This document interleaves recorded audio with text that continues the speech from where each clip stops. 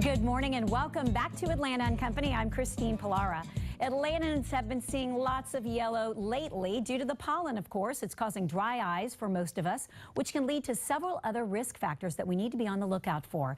Joining us now from the Atlanta Vision Institute is Dr. Farouk Ashraf, who's got some tips and suggestions on how we can prevent and treat dry eyes.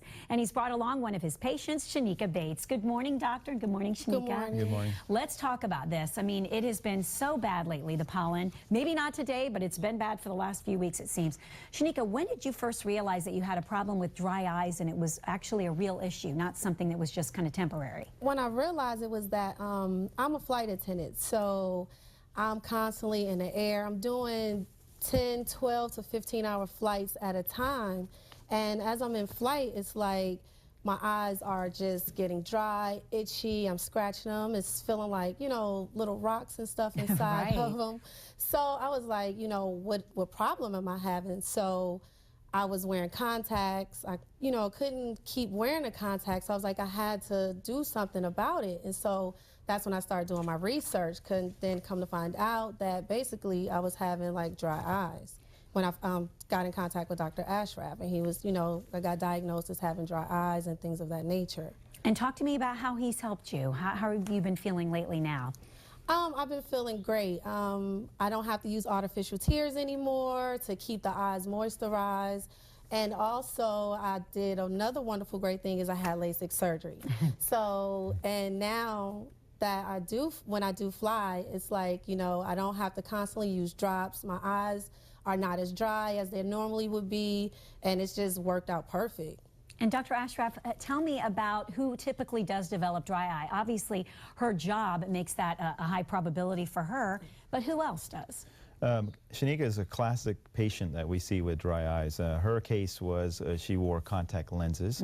The people who are at risk for dry eyes is usually as we get older in age. As we get older, you get a higher incidence of dry eyes. And females. Females are a little bit higher than males. And then also what we're doing to the eyes. Shanika's case, she had contact lenses, which is a piece of plastic sitting in the eye. Sure. So as we get older, the tear film can't support that piece of plastic and then gives her the classic symptoms of burning, itching, foreign body sensation, and that's why she came to the doctor.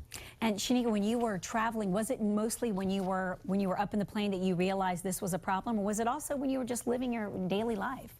A lot of it would start with being in flight, like I say, because it's so dry when you're on an aircraft. But then sometimes just at night, and you would just be sitting around, and when you're rubbing your eyes, you're rubbing them, it's like you're rubbing the moisture out of your eyes. Right. So it's constantly just dryness, and then the pollen and things of that nature can irritate you as well. Absolutely. And so obviously she was just using some drops to try and treat them, but how do you suggest that we treat them, and what can we do if we come to you and have a visit with you, and what are you going to be able to tell us in terms of preventative steps also? Right. The key is diagnosis. Because the majority of people just think of it as a nuisance.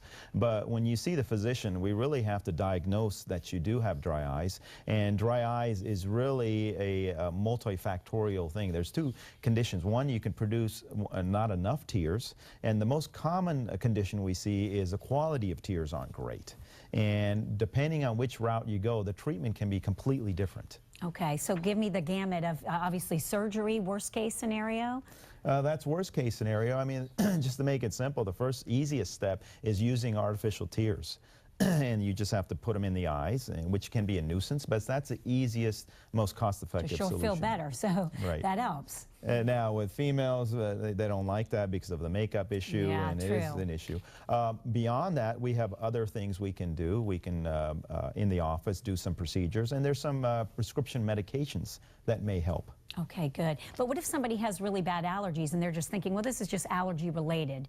Is that when you just recommend that they come in, see you for a consult, and just be able to determine if it is truly allergies or if it's just dry eye? Absolutely. They're the two different conditions, and they're kind of interrelated. But yes, you should go to see your doctor and make sure you have the right diagnosis because the treatment can vary depending on which condition you have. If it's straight allergies, we give you a very simple allergy drop. Nowadays, it's once a day, and you're done once the season's over. But these two conditions sometimes go hand in hand. Okay, and what if what can it lead to if we don't fix it, if you don't prevent it and you don't take the necessary steps? Well, it can cause some damage to the eyes, and some of it can be permanent damage. And the longer you go, it can be more difficult to treat.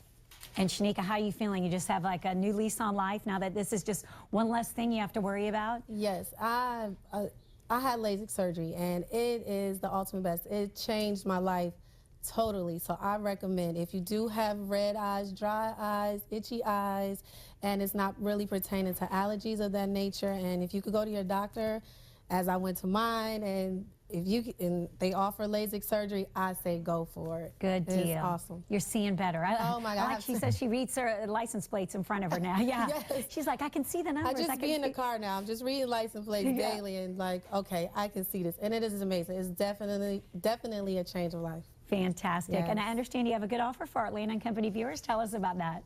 Well, we're offering, now I want to just step back and just, LASIK surgery is not a cure-all, but for, for Shanika's condition, her reason for dryness was the contact lenses. Got it. So we got rid of the contact lenses, hence that's why she feels better. Okay, from great. the surgery. That's perfect. And that's good to know. And you will explain all that once they come in and they actually, you can see more about the individual problem. Right. Okay. So for the Atlanta Company listeners, we're offering a 40% discount on the LASIK procedure.